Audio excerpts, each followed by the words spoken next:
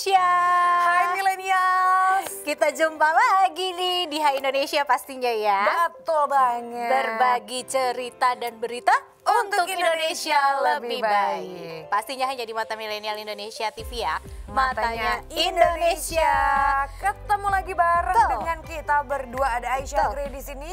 Ada Nuka Azita juga di sini yang bakal nemenin kalian semua 1 jam ke depan ya, Grey. Benar banget. Biasanya 1 jam ini nih kita bakal ngasih kalian tuh berita, Benar. informasi. Terus informasi, belum lagi tips. Kita suka bagi-bagi tips juga ya kan, banget. tips kesehatan, tips tentang kehidupan, Betul. dan juga berbagai macam tips. Ya. Nah, spesial nih di episode kali ini kita akan mengajak kalian untuk flashback masa lalu.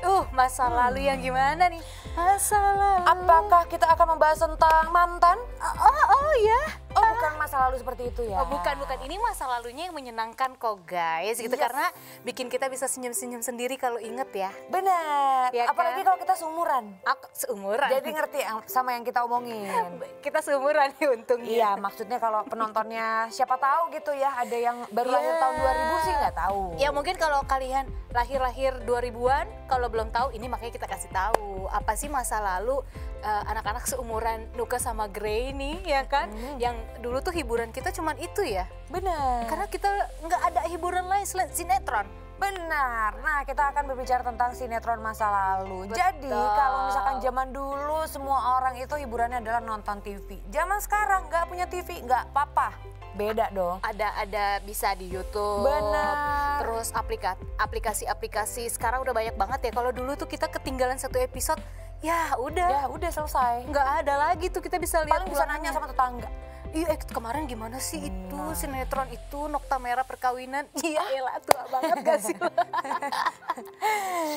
Ya memang kalau kita ngomongin soal tahun 90-an ya punya banyak banget kenangan nih milenial. Nah contohnya kayak sinetron Indonesia di tahun 90-an yang kita mau bahas pada episode kali ini ya Grey. Benar banget. Jadi walaupun sekarang ini sinetron masih banyak bermunculan di stasiun televisi Indonesia, nggak ada yang bisa mengalahkan sinetron ikonik pada tahun 90-an yang mungkin sulit untuk ditandingi oleh sinetron sekarang ini. Jadi nggak ada tandingannya banget nih.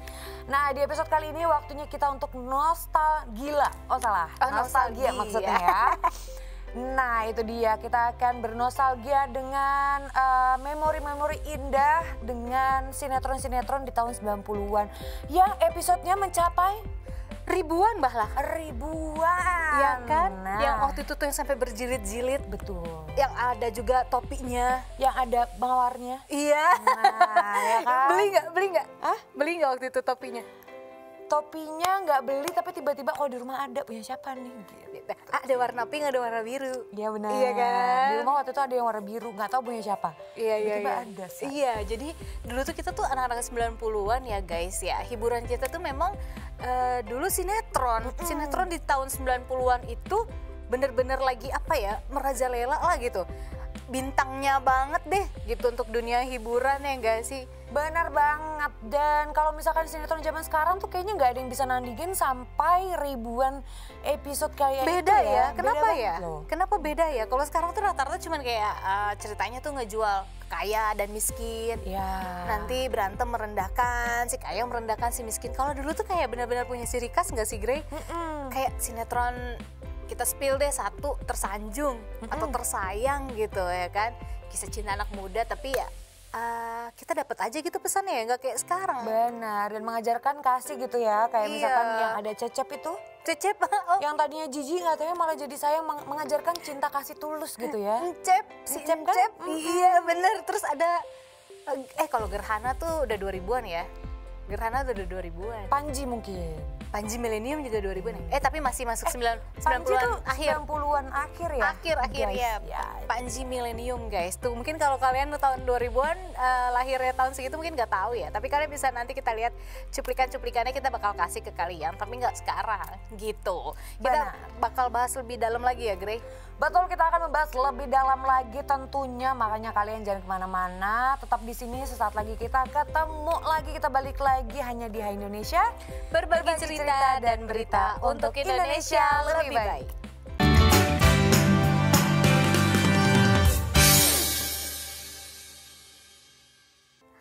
Indonesia, kita balik lagi ya.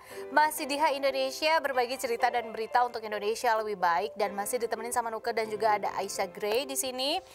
Iya, tadi kita berdua masih di sini. Kita tadi udah spill satu judul ya.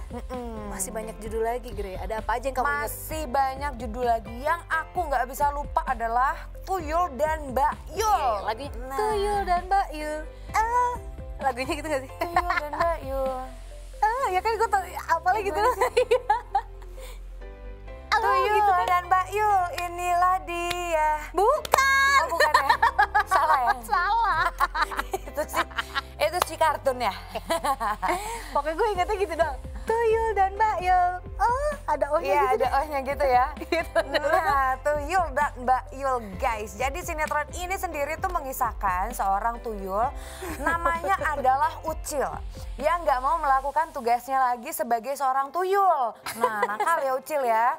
Hal tersebut yang membuat ia dikejar-kejar oleh dua algojo yang diutus oleh Raja Tuyul. Nah, setelah itu akhirnya bertemu nih sama Yuli atau yang biasa disebut dengan Mbak Yul. Sehingga dirawat oleh Mbak Yul dan juga kedua adiknya. Nah, ini algojonya ngejar-ngejar mulu ya. Tapi sebenarnya filmnya jadinya mengisahkan ya kalau pesugihan udah dari dulu udah ada. Ya, pesugihan sih memang dari Indonesia sebelum merdeka kayaknya mau udah ada ya guys. guys. Ya, kayaknya mau instan. Nah, kalau dilihat-lihat perhatikan deh milenial gitu. Sinetron zaman dulu bayangin cuman mengangkat cerita tentang seorang tuyul. Tapi banyak penontonnya. Kalau sekarang kamu si miskin, kamu si kaya, berantem. Iya kan?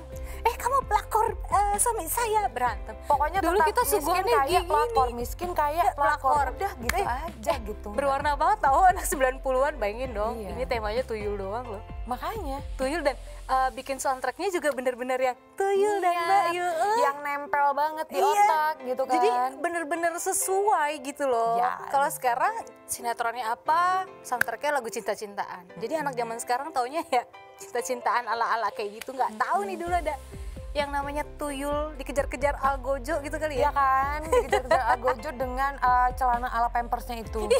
Gue makanya dari tadi lu sebutin itu gue kebayang itu. Iya kan, lari-lari gitu. Iya, lucu banget gak sih? Wah, Siapa itu dulu lucu pemainnya banget. gue lupa deh. Yang jadi tuyul. Yang jadi tuyul itu jadi tuyul. namanya Oni, iya Oni bener. iya. Gue ingetnya kok Adul. salah dong, Say. Aduh mah udah sekarang, Itu ya kan? dia. Oke. Nah Nuka, kalau misalkan sinetron berikutnya ini 90-an yang kamu inget banget dan gak bisa lupa apa nih? Ini loh, ada sama nih nggak jauh-jauh kalau tuyul masih sebangsa ini juga Hantu. hantu-hantuan bukan Indonesia, tapi ini jin cantik. Jinny, oh Jinny. Jinny, oh Jinny, waduh. Ting, ini Diana Pungky nih yang main ya. Bener. Pemeran utamanya yang jadi sih, Jinny. cantik banget pokoknya. Cantik Jinny. banget. Dia tuh dulu cerita awal mulanya nih sinetron ini nih dibintangi oleh Diana Pungky dan juga Indra L. Bruggman. Terus ada Yusuf Surya juga, Eko DJ juga main di sini dan Ivan Ray juga. Nah, ini mengudara selama 5 tahun guys, dari rentan tahun 1997 sampai tahun 2002. Nah, Jinny Oh Jinny ini terbagi ke dalam 2 season nih, di mana Bagas atau di sini diperankan oleh Indra L. Bruggman digantikan Bagus, yaitu Ivan Ray pada season keduanya. Sosok yang paling sering diperhatikan siapa lagi ya kalau bukan si Jinny-nya nih yang diperankan oleh Diana Pungky. Pada zamannya Jinny menjadi sosok makhluk halus yang berbeda dibandingkan makhluk halus di sinetron lainnya gitu. Dia dulu kan munculnya dari kerang, nemuin kerang itu si dari Indra kecil ya. tiba-tiba gede. Iya, kerangnya dari kecil tiba-tiba gede, terus Iya. kebuka sendiri tiba-tiba berasap. Iya. Tuh. Pokoknya dianya juga kan duduk bersila tiba-tiba muter-muter gitu kan. Tring jadi manusia. Iya, benar banget. Dengan rambut dikuncir satu tinggi. Iya, itu dia. Dan badannya nggak pernah berubah selama 5 tahun itu ya. Keren Diana Pungky ya. Aku heran ya. Bisa ya Nah, itu jaga dia. dikasih saya. Iya betul. Atau sebenarnya capek syuting aja sih kayaknya. Atau Makanya nggak emang gemuk-gemuk. all out banget gitu loh dalam memerankan perannya sebagai Jinny yang hantu cantik, kurus, langsing, ya kan? Dan kebayang ya selama 5 tahun nggak ganti baju say. Bajunya itu aja terus yang dipakai. Nggak tahu dia punya berapa set ya untuk syuting. Dicuci nggak tuh ya? Udah pasti dicuci ya. 5 tahun nggak ganti baju soalnya. Atau mungkin sebenarnya banyak. Oh iya betul. Ada 3 lemari tapi bajunya sama semua. Kan kita Apa waktu itu warnanya ya? merah. Pink apa peach gitu ya? Ada biru. Kayak peach gitu. Banyak dong berarti ganti-ganti dia. Coba deh, ada nggak di sini yang ingat baju Ginny itu warna apa? Coba Atau kita nanti pengen tahu. kita tampilin videonya lah ya, cuplikannya biar kalian inget gitu. Atau yang mungkin belum tahu bisa tahu jadi. Selanjutnya ada apa lagi? Nah, selanjutnya masih di dunia hantu ya guys, ada Jin dan Jun. Nah, ini sama masih berkisah tentang tadi tuyul, terus juga ada Jin ya? Iya, Jin. Nah, ini Jinnya laki-laki. Jadi drama komedi yang satu ini nih bercerita mengenai seorang remaja laki-laki bernama Jun yang memiliki sahabat Om Jin. Ya ini namanya Jin tapi sering dipanggil tuh Om Jin gitu. Jadi meskipun jahil nih, Om Jin dikenal baik banget hatinya karena sering menolong menyelesaikan masalah Jun dan juga orang di sekitar Jun. Nah, sinetron tahun 1996 ini membuat nama Syahrul Gunawan semakin dikenal publik. Jadi awal mulanya dia terkenal tuh gara-gara Jin dan Jun ini. Om Junnya juga sendiri, Om Jinnya juga sendiri mukanya tuh khas banget gitu ya. Kayak Arab-Arab gimana gitu. Kayaknya kita nggak ngebayangin siapa lagi yang cocok untuk diperankan sebagai Om Jin selain Jin dia. Ya, iya. Jadi kayak kesannya kayak Om Jin ini kayak Aladin yang udah versi tua gitu ya. Jinnya Aladin tau gak? Iya. Karena dia sama kan, bermula dari teko itu. Bener. Si Jun dapet gitu kan, terus tiba-tiba berasap. Kamu mau minta apa? Nanti saya kabulkan. Sesederhana itu gak sih dulu tuh sinetron? Sesederhana itu tapi banyak konflik enteng yang gampang dicerna gitu. Tapi bikin gregetnya juga dapet. Pokoknya bikin ceritanya tuh niat banget, jadi kita dibikin chill, dibikin gregetan, dibikin ketawa, seneng, sedih gitu. Itunya dapat semua ya? Dimainin semua ya emosi kita gitu. Dan ini Syahrul Gunawan masih muda banget sih asli di sini. Bener. Masih remaja banget dia. Ini sebelum Syahrul Gunawan main film Pernikahan Dini ya berarti ya? Iya, ini Jauh, lebih awal, kan? lebih awal. Berarti masih kinyis-kinyis sekali lah ya. Masih kinyis-kinyis banget guys. Oke, selanjutnya ku tersanjung, ku jatuh cinta. Sinetron terpanjang ya guys. Oh, bukan lagi, ini belum ada yang memecahkan rekor tersanjung guys. Itu udah sampai ribuan kayaknya episodenya ya. Sampai ribuan kayaknya ya, Sampai udah nggak ngerti lagi ceritanya. Parah sih. Jadi ini Tersanjung ini merupakan sinetron produksi Multivision Plus saat itu yang tayang di stasiun Indosiar Indosiar ya? benar. Indosiar pada tahun 1998 sampai 2005. Bayangin 98 sampai 2005 guys. 7 tahun. Sebanyak 7 musim. Tapi pada musim ke-7 sinetron yang dibintangi Lulu Tobing dan Ari Wibowo ini dan juga ada Mega Utami dan Feby Febiola ini berganti judul menjadi Adilkah? Adilkah? Kalau saya bahas tentang masa lalu ini, gitu. Jadi kisah ini menyentuh tentang gadis yatim piatu yaitu Indah namanya yang dibesarkan oleh keluarga pamannya. Kadir menjadi dasar cerita sinetron Tersanjung. Nah, Indah ini bekerja di usaha percetakan untuk membantu pamannya. Jadi di perusahaan pamannya gitu. Biasalah konfliknya tuh, kamu kan numpang, ayah kamu tuh banyak hutang. Jadi kamu harus kerja gitu. Disensiin lah sama tantenya gitu. Jadi ceritanya begitulah kan ya Tersanjung. Iya, tapi berhasil untuk nge-build 5 tahun ya 7. guys. 7 tahun. 7 tahun pokoknya guys. ceritanya, tapi terakhir tuh udah mulai agak berubah sih dibanding awal ya. Ceritanya lama-lama udah jadi nggak Iya, enak udah nggak tersanjung lagi, makanya mereka juga memutuskan untuk ganti judul menjadi Adilkah. Nah, iya, gara-gara tersandung kayaknya. Gara-gara tersandung guys. Kebanyakan tersanjung, lama-lama tersandung dia. Benar. Nah, kalau misalkan tadi kita ngomongin tersanjung, sekarang ada tersayang. Iya, Ada yang inget nggak tuh sih tersayang? yang paling disayang? Aku sayang diriku sendiri. Iya betul. Nah, jadi kalau misalkan Tersanjung itu kan membidik pasar ibu-ibu dengan cerita yang siap mengurai air mata. Sedih banget gitu ya, si Indah ya. Nah, ini beda halnya dengan sinetron yang satu ini. Tersayang justru membidik kaula muda pada zamannya dengan membuat kisah percintaan yang membuat gemes banget nih kalau misalkan kita nonton. Dan salah satu yang bikin kamu bakal nostalgia dengan sinetron yang dibintangi oleh Anjasmara dan juga Jihan Fahira adalah topik ikonik dengan tulisan tersayang dan hiasan bunga mawar pada zamannya. Nah, topi ini termasuk salah satu item yang booming banget yang tadi kita udah spill-spill di segmen 1 ya. Iya. Sebenarnya tuh masih banyak kali sinetron-sinetronnya ya kan. Kalau kita mau sebutin satu-satu banyak. Bidadari. Oh iya, Bidadari yang Yang diperankan membuat oleh Marshanda. Marshanda itu menjadi terkenal ya di film Bidadari. Dan ya. yang sampai sekarang masih tayang, Ibu Peri apa? Sidul Anak Sekolah. Itu Sidul nggak Anak habis-habis. Sekolahan juga itu gokil nggak habis-habis ya. Sampai sekarang masih ditayangin loh di salah satu stasiun televisi swasta ya. Maksudnya udah habis lagi. Maksudnya kayak itu dari kita masih Karena ringan SD. banget dan itu real banget menceritakan kehidupan Sehari-hari ya? Sehari-hari gitu. Iya, Jadi iya, relate iya. banget orang yang nonton nih. Nah itu dia ya. Kita udah ngebahas tadi spill beberapa sinetron 90-an yang membuat kita tuh nostalgia. Tapi emang ngangenin banget sih sinetron-sinetron seperti itu ya. Kira-kira ya. Nah itu dia tadi. Kira-kira siapa di sini yang punya nostalgia dengan sinetron lain? Coba kita pengen tahu. Tulis Ada komentar judul kalian di apa yang bawah. mungkin kita lupa ya? Benar, itu dia. Jadi seru banget kita bernostalgia. Tapi kita akan bahas lagi ya Nuken nanti ya. Ya, tapi kita akan bahas lebih lanjut lagi tentang sinetron-sinetron tahun 90-an. Dan mungkin yang bagi kalian belum tahu, kita kasih tahu deh betapa sinetron 90-an tuh bagus-bagus gitu. Sampai sekarang tuh mungkin kalau kita nonton lagi kita nggak bosen ya. Kayak long lasting gitu loh, nggak Bener. termakan oleh waktu. Asik gak tuh? Tak termakan oleh waktu nggak tuh? Tuh masa lalu yang boleh dikenang kalau ini, ya kan? Jangan dilupakan kalau ini masa lalunya. Betul. Oke, kita akan kembali lagi nanti di segmen 3. Makanya jangan kemana-mana, tetap di Hai Indonesia. Berbagi cerita dan berita untuk Indonesia lebih baik.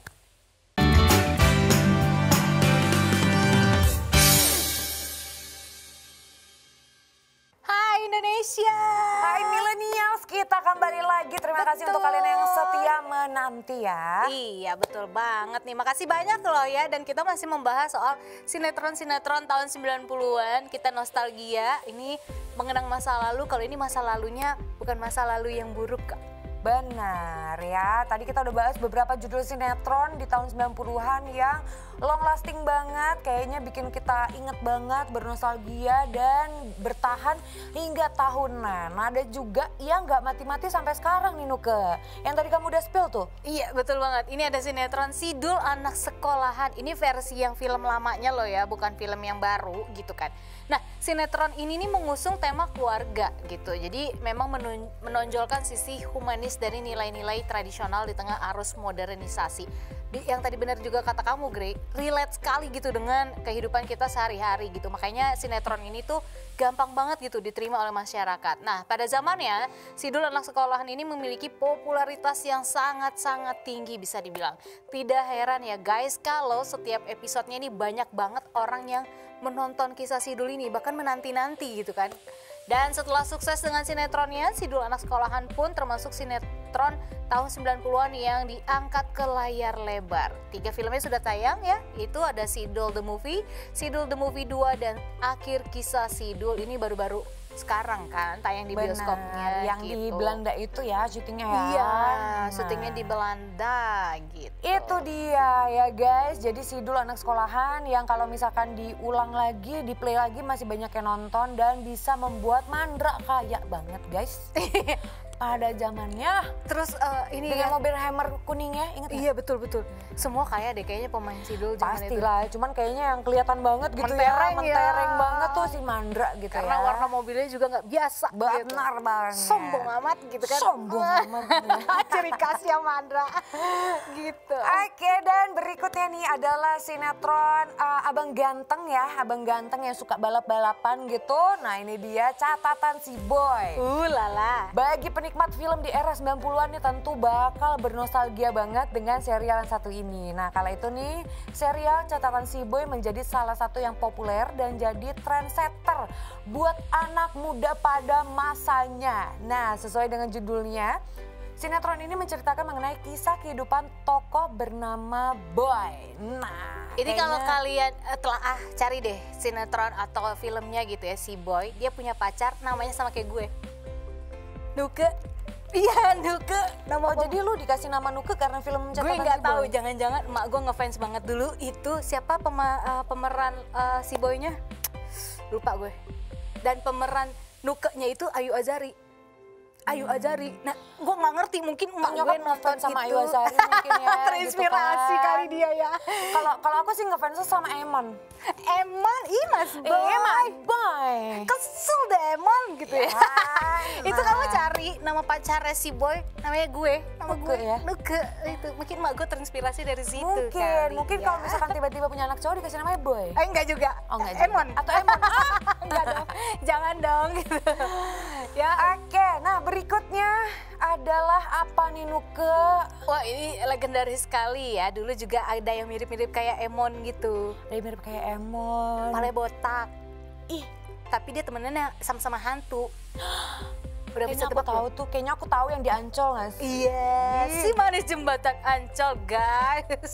Jadi dulu tuh ada film si Manis Jembatan Ancol. Katanya sih ini cerita fakta dari jembatan di Ancol dulu, tapi kita nggak tahu. Benar, ya. jadi ada salah satu jembatan yang didatengin terus kan sama orang-orang kan. Iya, karena ini dia terus diangkat ke sinetron gitu loh. Entah mitos atau enggak, gue nggak tahu deh tuh ya. Tapi dulu nih film atau sinetron si Manis Jembatan Ancol ini dulu ada nama tokohnya tuh Mariam. Mariam sama yang botak tuh siapa ya? Dia tuh jadi si Manis Jembatan Ancol tuh dulu diperankan oleh Diah Permatasari guys. Dan sahabatnya sesama makhluk halus yaitu Karina.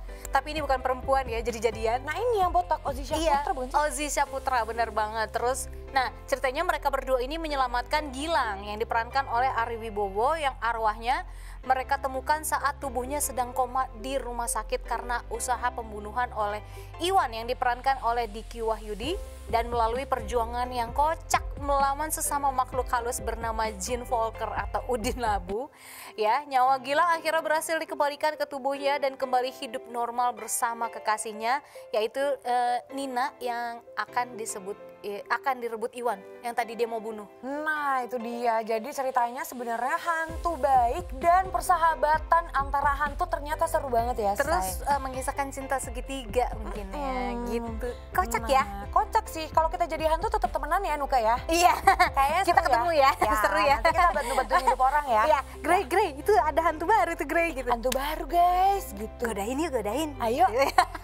Kamu anak baru ya? Anak baru loh. Gitu. Aspek dulu, aspek gitu. Ada Kita gitu, jadi hantu senior ya. hantu senior. Ada begitu ya? Nah itu dia ya, emang ini terkenal banget film Si Manis Jembatan Ancol ya. Itu dia dengan dress merah seksinya. Iya betul. Dan berikutnya adalah superhero. Siapa yang nggak tahu Saras 008 pada tahun 90-an? Nah, kalau berbicara soal sinetron bertema superhero nih, Saras 008 menjadi sinetron yang wajib dikedepankan. Bahkan Saras 008 ini merupakan satu-satunya sinetron yang pahlawan utamanya merupakan seorang wanita. Nah, sinetron ini sendiri bertahan cukup lama, yaitu mulai dari tahun 98 dan baru berakhir itu di tahun 2004. Jadi, kalau misalkan ceritanya secara garis besar nih, Saras 008 ini menceritakan tentang seorang pahlawan bernama Saras atau Cindy Dewiana. Nah setiap harinya ia tuh nggak henti-hentinya dalam melawan musuh yang mengancam manusia dan juga salah satunya adalah Mr. Black. Siapa yang ingat Mr. Black di sini? Nah ini tuh menjadi musuh bebuyutannya si Sarah ya? Iya. Iya kan? Iya. Mr. Black say. Bukan Mr. Mr. Black. Gepeng tapi Mr. Black. Iya, kalau Mr. Gepeng inget gak sih dulu? Beda lagi. Di sekolahan tuh katanya nanti hati-hati kalau ke kamar mandi sekolah. Iya, suka ada terus Mr. telepon umum. Gepeng. Iya, telepon umum. Halo dengan Mr. Gepeng. Tuh orang yang ditelepon sebel banget kali ya. Ini apa sih ini anak-anak tiap hari ada. Dan dulu dengan begonya kenapa kita percaya? Iya kan? Jadi takut ke kamar mandi karena takut ada Mr. Gepeng. Dulu tuh guys, jadi tuh suka ada mitos di tengah-tengah anak-anak gitu. Hati-hati lagi ada Mr. Gepeng. Itu apa? Hantu yang bisa nyelinap kemana-mana dalam air lah, apalah itulah gitu. Jadi takut. Pokoknya tiap sekolah punya cerita Mr. Gepengnya masing-masing ya. Tapi Aku Mr. nggak Gepeng tahu. tuh ada di semua sekolah, di semua SD ya. Tapi sampai sekarang kayak apa yang wujudnya Mr. Gepeng? Ya? Ceritanya juga macam-macam. Ada yang bilang apalah, kelindes lah. Ada yang bilang kejepit lah matinya. Ada yang bilang apalah. Jadi semua Iya. SD di tahun 90-an punya Mr. Gepengnya masing-masing. Jadi Ya kan? bikin orang takut ke kamar mandi guys. Sekarang katanya ntar hati-hati kalau kita nyari air dia bisa muncul dari air karena kan udah gepeng.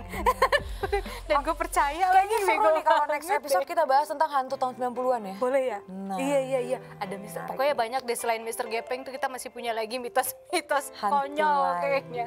Nah tapi kalau kita ngomongin sinetron tadi kan superhero 008, ada nih satu kita udah spill juga, apa nih? Iya, kalau tadi kan perempuan Ya. superhero-nya, sekarang laki-laki ganteng. Ini ada Panji manusia milenium gitu kan. Wah, ini ganteng. Primus dulu ganteng-gantengnya banget ini Benar. kan. Nah, kalau kita nostalgia ke sinetron tahun 90-an mungkin akan teringat dengan banyaknya tema superhero yang diusung saat itu ya. Salah satunya adalah sinetron Panji Manusia Milenium. Nah, sinetron ini sendiri tayang mulai dari tahun 1999 sampai tahun 2001. Popularitas sinetron Panji Manusia Milenium ini tidak bisa disangkal ya guys, pada zamannya dulu hits banget deh. Nah, dulu banyak banget anak-anak yang mau beli pakaian, bener gak? Ala-ala Panji milenial. Terus kepalanya ya nggak sih? Iya, jadi berpenampilan seperti tokoh utama di sinetron tersebut. Atau enggak kaos-kaos biasa yang gambarnya si itu, Primus. Iya. Nah, jadi tokoh Panji ini diperankan oleh Primus Yustisio yang merupakan seorang satria di situ ya, yang bertugas untuk menumpas kejahatan yang ada di muka bumi. Nah itu, dan film ini juga berhasil banget bikin Primus jadi super terkenal. Parah, Ya kan? parah, banyak orang yang mau menirukan dia gitu. Ibarat kata ini bisa dibilang kayak Batman-nya Indonesia atau Superman Batman Indonesia kayaknya yang dulunya ditawarin peran Primus terus nolak, nyesel banget gue karena yakin itu tuh. menjadikan siapapun yang menjadi membawakan peran Panji manusia milenium itu jadi terkenal banget guys gitu. Jadi untuk bapak-bapak kalian siapa tahu ada yang menyesal ya. Nah itu dia. Siapa suruh nolak ya kan, kata Primus. Siapa suruh disuruh casting susah. Iya, ya kata kan? Primus, untung gue terima. Ternyata bener jedar tuh sinetronnya. Bener. Aduh. Nah ada lagi nih film yang mungkin kalian gak inget tapi begitu aku sebut langsung iya itu tuh. Nah ini adalah Gerhana guys. Ini film ini. Salah satu artisnya nih mungkin akan terngiang namanya dari sinetron ini adalah siapa yang bawel? Peggy Melati Sukma. Peggy Melati Sukma. Gitu-gitu. Nah Kalau ini gitu. merupakan salah satu karakter ikonik yang ada di film Gerhana guys ya. Karakter Peggy ini menceritakan seorang yang sangat cerewet banget. Terus Gerhana ini kan dimainkan oleh Pierre Roland yang menjadi sentral cerita sinetron tahun 90-an ini, memiliki kekuatan supranatural yang mengharuskan ia membantu orang-orang yang membutuhkan pertolongan. Betul banget ya. Jadi tuh memang 90 tuh khas banget kalau enggak setan-setan tapi lucu. Terus superhero kayak gini nih yang muncul. Saras, ada lagi si buta dari gua hantu, Wiro Sableng. 212. Wiro Sableng. Itu kan sempat naik jadi film bioskop juga kan? Iya gitu. Nah itu Wiro Sableng itu yang nyiptain dulu karakternya bapaknya si Vino G. Bastian. Tito Bastian almarhum gitu. Tapi itu dulu kita nonton yang kayak gitu-gitu ya. Dari tahun 90-an itu baru ada hero lagi tuh kemarin Gundala kan? Iya, dan itu pun dalam versi film ya. Kalau ini kan sinetron, jadi kayak setiap hari apa gitu tuh udah pasti kalian tuh pasti nungguin episode barunya gitu.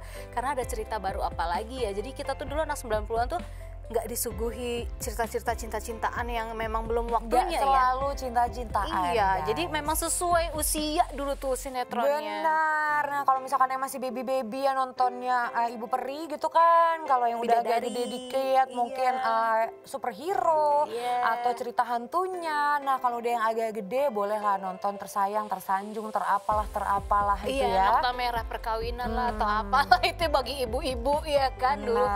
Gitu ya. Gimana kalian udah cukup kayak jadi mengenang masa lalu tapi kok senyum-senyum sendiri gitu Iya kan? Karena memang anak-anak 90-an tuh nggak ada lawan sih kalau kata gue, Grey. Kita dulu tuh punya sinetron sesuai usia, lagu-lagu sesuai usia. Dulu tuh kita nggak ada tuh yang namanya kenal JKT48. Karena memang JKT48 belum ada. Iya, kita taunya ada itu abang tukang bakso, tapi gue nggak tahu siapa yang nyanyi itu ya. Giovanni, Trio Kwek Kwek gitu lagunya. Lagu tentang tempe lah, lagu tentang ngobok-ngobok air lah, ya kan? Ya, Terus itu. menabung lah, jadi kita kayak diajarin menabung gitu. Ya, Ada kita nabung, ada liburan. Iya, Iya si kan? lumba-lumba. Siapa tuh sekarang? Bondan Prakoso. Dan Prakoso. Si lumba-lumba. Jadi dulu tuh kita penuh warna gitu loh ya. Iya. Lagu-lagu yang diputerin tuh memang khusus usia kita gitu. Nggak Coba kok- anak-anak zaman iya. sekarang nyanyi lagu apa? Cinta. Ya kalau nggak cinta sebenarnya artinya tuh kayak itu Itu belum saatnya, belum saatnya. itu tentang orang dewasa, kamu nyanyikan. Belum saatnya guys. Jadi anak-anak sekarang pantesan ya tua sebelum waktunya. Nah itu dia, makanya ya itu dia. Kenapa juga kita mengajak kalian untuk mengenang sinetron tahun 90-an ya. Untuk membuktikan kalau misalkan sinetron zaman dulu tuh ternyata berhasil merebut hati. Nah kalau misalkan sekarang semuanya sudah beralih ke film-film Hollywood ataupun Bollywood. Kita sih berharap banget semoga sinetron Indonesia juga bisa kembali mengambil pasar di Indonesia dan juga memenangkan hati masyarakat Indonesia lagi. Ya kayak dulu-dulu gitu loh ya gitu kan. Kita pernah jaya-jayanya lah sinetron. Jaya jaya jaya jaya jaya. Itu India. Jaya Mohon maaf. jaya jaya jaya jaya. Salah ya? Bukan jaya yang itu ya. Masa lalu lagu Idul apa siapa sih tuh? Masa lalu biarlah masa lalu. Bener, masa lalu nggak mungkin dibiarkan jadi masa depan kan? Iya iya iya. Tapi kalau ini masa lalu yang bisa kalian kenang sepanjang hidup kalian ya. Betul. Guys. Oke, kayak kita harus break dulu, jangan kemana-mana. Nanti kita mau bahas yang lebih seru lagi mungkin ya. Makanya jangan kemana-mana. Tetap stay tune di Hai Indonesia. Berbagi cerita dan berita untuk Indonesia lebih baik.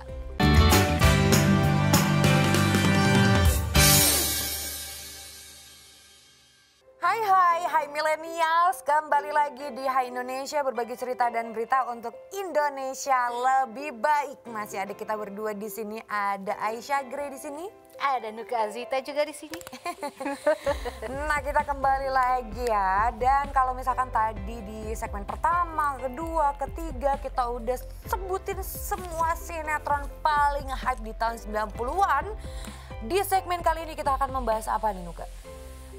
Ini biasalah kalau segmen 4, segmen 5 kita akan ngasih info-info menarik sama kalian ya. Ini ada yang menarik, ini ada kalau lagi bulan puasa bulan puasa kemarin itu kan biasa kita suka ngomongin tuh masjid-masjid unik atau tempat-tempat unik ya kan. Nah ini ada masjid unik namanya Masjid Baba Alun.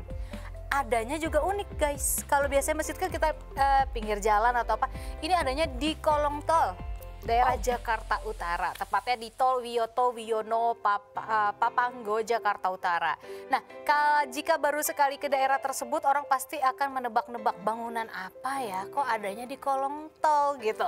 Nah, dengan desain yang cukup unik juga, jadi mungkin menyita perhatian masyarakat yang lewat. Tapi ketika waktu sholat tiba kita akan tahu kalau bangunan itu adalah sebuah masjid guys ya. Masjid Baba Alun namanya, itu adalah nama bangunan unik yang ada di daerah Jakarta Utara. Masjid ini juga nggak memiliki kubah atau menara selayaknya masjid pada umumnya. Jadi bangunannya pun berbentuk persegi 8. Nah dari nama Baba Alun itu diambil dari sosok Yusuf Hamka ternyata gitu. Dia adalah orang yang berandil besar atas terbangunnya masjid tersebut. Yusuf Hamka ini adalah seorang pengusaha muslim ya, keturunan Tionghoa. Ia membangun masjid itu pada tahun 2017 silam. Nah, babah artinya itu bapak kalau di bahasa China gitu kan. Sedangkan Alun nama panggilan Yusuf waktu masih kecil. Begitu juga asal-usul penamaan masjid. Bahasa Mandarin juga bisa didapati di tempat berwudu. Di salah satu sisinya terdapat juga gambar berisi tata cara wudu dalam bahasa Mandarin dan juga Indonesia gitu. Nah itu dia ya, jadi Keren ya? Keren banget, unik masjidnya ya. Tanpa kubah dan di kolong tol. Bener, karena kan sebenarnya kalau misalkan kita sebut masjid itu, yang disebut masjid adalah ketika dia bisa digunakan untuk beribadah bersama. Betul. Dengan jumlah tertentu gitu ya. Nah itu Betul. disebut sebagai masjid. Sebenarnya mau bangunannya kayak apa juga sebenarnya nggak ada masalah. Mau bikin kayak kastil, kayak mau dibikin minimalis, sebenarnya nggak ada masalah juga. Nah gitu. Fungsinya yang penting ya. Yang penting adalah fungsinya. Oke, nah berikutnya nih ada berita seru juga. Nah, kalian tuh pernah bertanya nggak sih terhadap diri kalian sendiri? kenapa sih bahasa Inggris jadi bahasa internasional, kenapa nggak bahasa Indonesia? Iya betul. Ya kan? Indonesia Jadi kita nggak usah susah-susah belajar ya kan? Nah, bahasa Inggris hingga saat ini masih menjadi bahasa internasional guys. Jadi penggunaan bahasa ini hampir merata di setiap negara. Ada beberapa negara yang menjadikan bahasa ini sebagai bahasa utama mereka. Nah, saat ini nih ada sekitar 400 juta orang yang menjadikan bahasa ini sebagai bahasa sehari-hari. Dan masih ada 2 miliar orang yang sedang mempelajari dan menjadikan bahasa ini sebagai bahasa kedua. Ini berarti bahwa ada sekitar 2,4 miliar orang di dunia yang menggunakan bahasa Inggris ya kan. Dan bahasa English ini merupakan bahasa tertua di Indonesia soalnya. Makanya juga menjadi salah satu alasan dijadikan bahasa internasional. Selain itu juga bahasa Inggris ini kan memiliki banyak kosakata dan juga mudah dipelajari. Inggris ini paling banyak menjajah dunia juga, makanya banyak pula orang yang menjadikan bahasa Inggris, dia belajar bahasa Inggris supaya kalau ada company gitu ya datang dia bisa ngajak ngobrol gitu kan. Nah terus jadi nggak au gitu. Jadi kalau lagi dijajah gitu bisa ngomong gitu. How are you? What you doing here? Go home. Bisa no, taunya gitu doang. Benar. Terus alasan terakhir nih, Inggris adalah negara yang maju. Iya, karena dia punya persemakmuran aja Betul. banyak banget di dunia kan. Nah, dia juga menguasai beberapa negara di bawahnya kan. Tetangga-tetangga kita aja ini banyak banget, kita aja yang nggak mau. Betul, nah itu dia ya. Jadi kenapa Inggris dijadikan bahasa internasional? Karena memang paling banyak menjajah. Tapi juga selain itu sebenarnya kalau di antara semua bahasa, sebenarnya mudah. Ya, untuk mudah dipelajari bagi yang ngerti sih gitu. Tetap aja kalau bagi yang nggak ngerti belajarnya lama pasti tuh Grey. Betul. Taunya cuma Tapi menurut aku ya Mandarin tuh lebih sulit loh. Oh iya betul. Mandarin terus bahasa-bahasa negara-negara di Eropa juga agak lebih sulit ya. Betul. Ya karena mungkin ya itu tadi Inggris sudah banyak menjajah, jadi bahasa Inggris itu sudah lebih mendunia gitu dibanding yang lain gitu. Nah selanjutnya kita juga punya informasi menarik lainnya untuk kalian. Ini ternyata ada kantor pos terpencil di Antartika buka lowongan. Gimana ada cerita yang mau tuh? ke Antartika guys? Jadi tukang pos? Tapi nganternya tetap ke sini. Aduh mampus. Gimana tuh? Jadi sebuah kantor pos ini katanya di Antartika ya guys, lagi membuka lowongan pekerjaan untuk umum nih. Salah satu tugas yang harus dilakukan pekerjaan nantinya adalah menghitung penguin. Baik. Oke. Jadi UK Antarctic Heritage Trust ya, ini adalah sebuah badan amal Inggris yang kegiatannya adalah mendidik pengunjung sebagai bagian dari upaya konservasi Antartika. Salah satu kantornya adalah pelabuhan Lockroft di Pulau Godier, Kepulauan Palmer sebelah barat semenanjung Antartika. Nah di pelabuhan tersebut lembaga ini tengah mencari pemimpin nih, atau juga manajer toko dan asisten umum untuk bekerja di toko souvenir dan juga kantor pos paling terpencil di dunia untuk periode November 2022 hingga Maret 2023. Menurut iklan lowongan kerja yang ada di sosial media, ini kandidat perlu memenuhi syarat secara fisik dan juga medis untuk pekerjaan ini. Kondisi hidup di wilayah tersebut kan sangat sederhana dan cukup nyaman, tapi ada keterbatasan pada sumber daya listrik dan minimnya air mengalir serta akses internet. Artinya pekerja akan kesulitan nih nantinya untuk berkomunikasi dengan dunia luar. Jika ingin mandi atau menggunakan toilet, maka pekerja harus menunggu kapal yang berkunjung ke wilayah tersebut. Aduh, gue paling gak bisa nahan mules sih kalau kayak gitu. Gue kebayang. Kalau mules, udah ada belum? Udah ada kapalnya belum? Ya. Udah belum? Begitu ada suara tot, oke. Wah.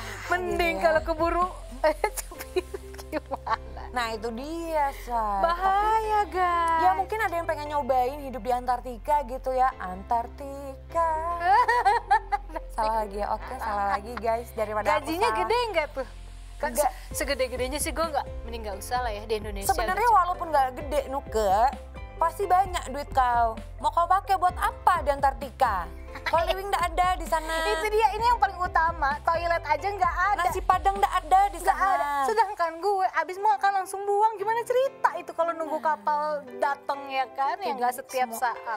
Iya itu dia ya. Oke lah kalau begitu kita break dulu. Kita akan kembali lagi di segmen 5 ya. Tenang, kita belum kemana-mana. Kita masih di sini tetap di Hai Indonesia. Berbagi cerita dan berita untuk Indonesia lebih baik.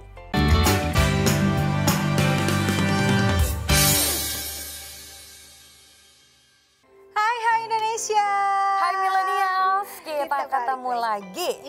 Sama kita berdua, Ya, ya betul. kan? Nah, oke, dan kita masih akan membahas info-info menarik untuk kalian ya di segmen terakhir kita ini. Kalau tadi kan kita udah bahas soal apa aja, Grace, sebelumnya masjid Di bawah tol. di bawah tol yang aksennya tuh Mandarin ya, kental banget karena Terus memang juga kita sudah memberikan informasi lowongan pekerjaan. terus tadi sebelum itu apa lagi ya? Ya pokoknya kita udah memberikan informasi-informasi. Oh, bahasa Inggris. Ya kenapa sih jadi bahasa internasional? Kenapa nggak bahasa Indonesia aja Ya, gitu. betul. Ternyata udah tahu kan sejarahnya gimana gitu. Nah sekarang kita mau bahas Tentang drone Ehang 216. Nah, pada tanggal 6 April 2022 ada taksi terbang Ehang 216 yang menjadi pusat perhatian di pameran otomotif IIMS Hybrid 2022 di G-Expo Kemayoran, Jakarta Pusat, guys. Nah, ini adalah bentuk pesawat udara tanpa awak yang menyerupai drone raksasa. Jadi unik banget, terus juga menarik perhatian pengunjung. Nah, taksi terbang Ehang 216 ini merupakan kendaraan udara otonom asal China yang dibawa oleh Prestige Image Motor Cars. Ehang 216 dibekali motor listrik murni 100% yang diketahui Ehang 216 ini memiliki 16 baling-baling dengan 8 lengan yang dapat dilipat. Lengan ini berfungsi untuk menghemat area parkir dan hanya butuh area sebesar 5 meter persegi. Selain itu, Ehang hanya bisa diisi oleh 2 penumpang dengan muatan maksimal sebesar 220 kg. Berarti per orangnya 110 kg tuh ya. Karena digadang sebagai kendaraan yang bisa terbang, menurut keterangan resmi Ehang mampu terbang pada ketinggian 3000 meter guys. Dengan kecepatan 130 km per jam. Nah, tentu kecepatan tersebut bergantung pada bobot bawaannya ya. Nah, kendali otonom atau tanpa awak, adapun konsep kerja kendaraan seperti drone alias pengendalian tanpa awak karena kontrol pusat kendaraan sudah cerdas dan dikendalikan dari jarak jauh guys. Dan CEO Prestige Image Motor Cars Rudy Salim ini mengatakan karena dikendalikan dari jarak jauh, maka penumpang tinggal menentukan aja dari mana mau kemana. Nah, Ehang 216 ini bisa berterbangan sebagai sarana transportasi yang sangat murah, ramah lingkungan dan dapat diandalkan. Sebelumnya Ehang 216 ini sudah uji coba terbang di Bali pada November 2021. Meskipun Ehang 216 sudah uji coba terbang, tapi pemerintah ini belum mengizinkan kendaraan ini untuk penerbangan komersial. Hal ini berkaitan dengan sejumlah ketentuan yang harus dipenuhi sesuai regulasi yang ada. Sebelum mobil terbang Ehang 216 dapat dioperasikan komersial.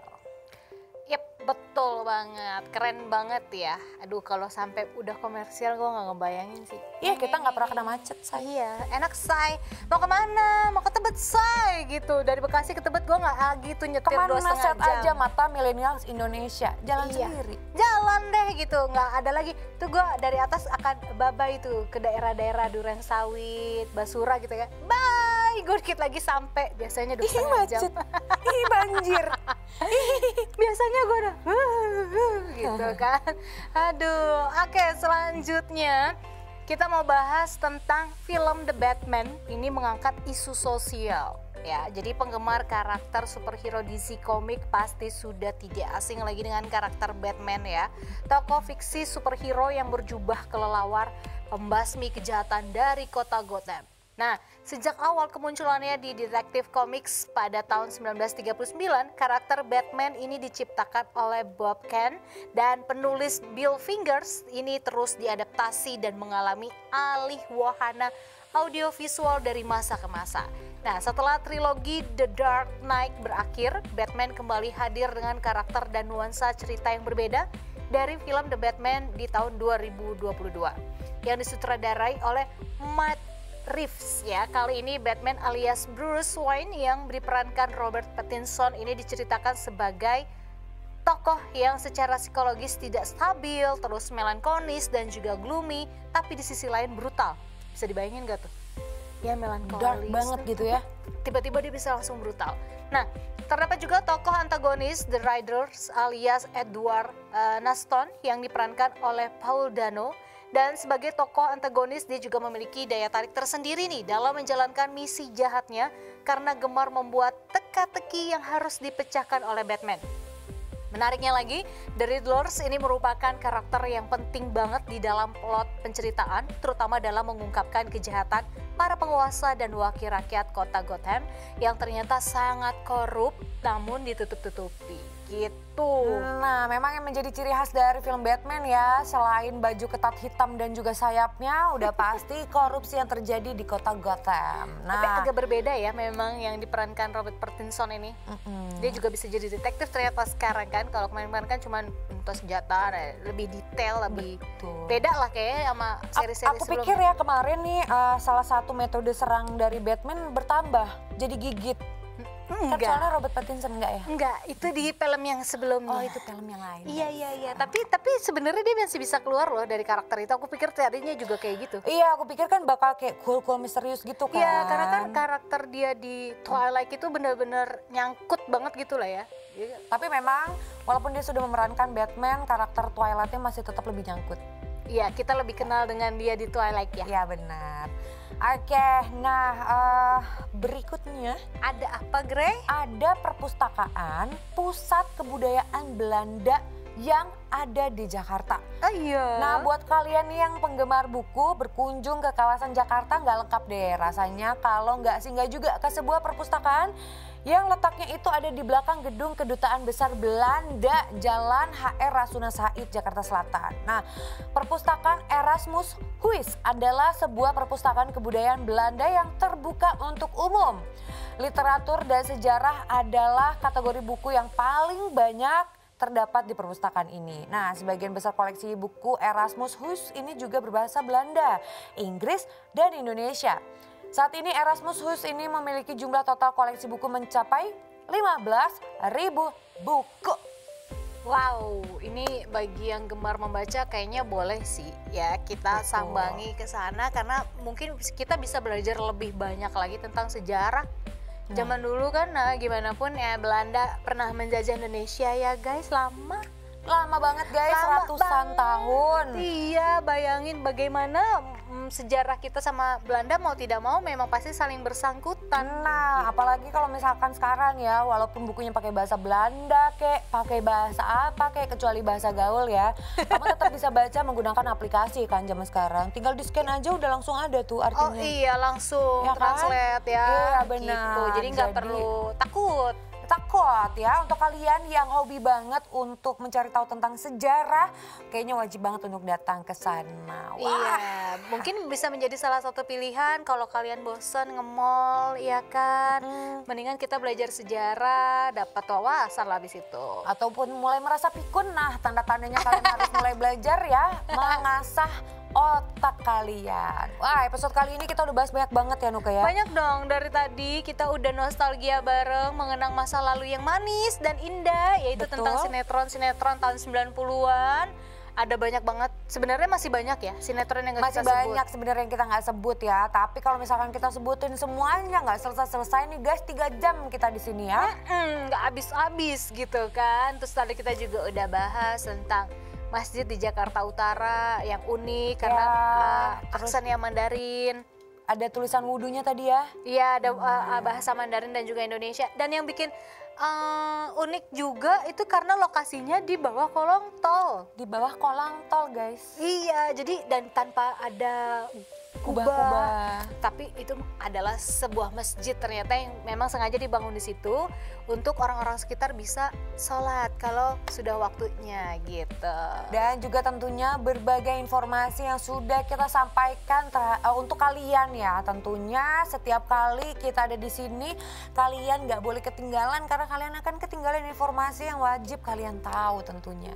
Iya, karena kita selalu menyuguhkan 1 jam ini tentang informasi, berita, pokoknya yang informatif, yang baik untuk kalian, baik untuk Indonesia juga pastinya. Dan tanpa terasa sudah 1 jam aja ya Nuka sama Aisyah menemani milenial semua yang lagi berkegiatan. Mungkin hari ini entah lagi kerja, sekolah, atau apapun. Mudah-mudahan kita bisa memberi semangat untuk kalian semua yang menyaksikan ya. Dan kayaknya kita harus pamit undur diri nih, Grey. Kita pamit dulu tapi nggak apa-apa, kita akan ketemu lagi ya. Makanya tiap kali kita tayang nih kalian wajib banget nonton supaya nggak ketinggalan. Betul. Oke, kalau gitu sampai ketemu lagi di episode berikutnya. Terima kasih buat kalian yang selalu setia nonton setiap episode dari Hai Indonesia. Tentunya sampai ketemu lagi, tetap di Hai Indonesia. Berbagi cerita dan berita untuk Indonesia lebih baik. Dan Nuka Azita pamit undur diri. Aisyah Grey pamit undur diri. Terus saksikan Mata Milenial Indonesia TV. Matanya Indonesia. Bye-bye.